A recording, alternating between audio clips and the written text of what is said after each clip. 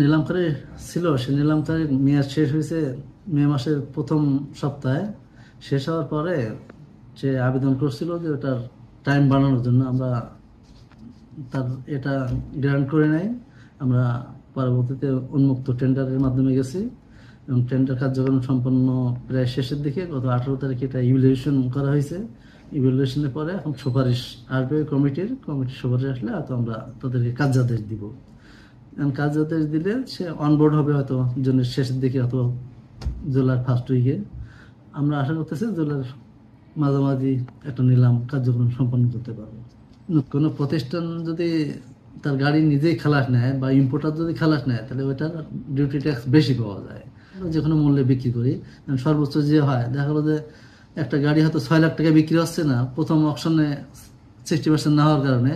পরে বার দেখা গেলো ওই গাড়িটা সর্বোচ্চ বিট পড়লো 5 লাখ, কিন্তু তখনও বিক্রি হবে না, কারণ সেকেন্ড অপশনে প্রথম অপশনের চেয়ে 1 টাকা হলেও বেশি হতে হবে, না হলে সেটা থার্ড অপশনে যাবে। মানে তৃতীয়বারে সেম গাড়ি দেখা গেলো 4.5 লাখ টাকা বিট পড়ছে সর্বোচ্চ, আমাকে কিন্তু 4.5 লাখ টাকাই ওটা বিক্রি করতে হচ্ছে।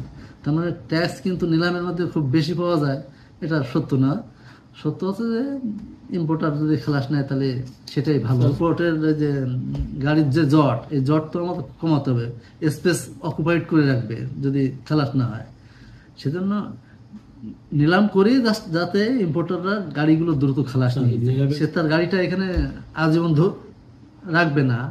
যদি নিলামের কারণেই তো সে খালাস নিচ্ছে, অথবা নিলামে কেউ পায়নি সে নিলামে খালাস নিচ্ছে।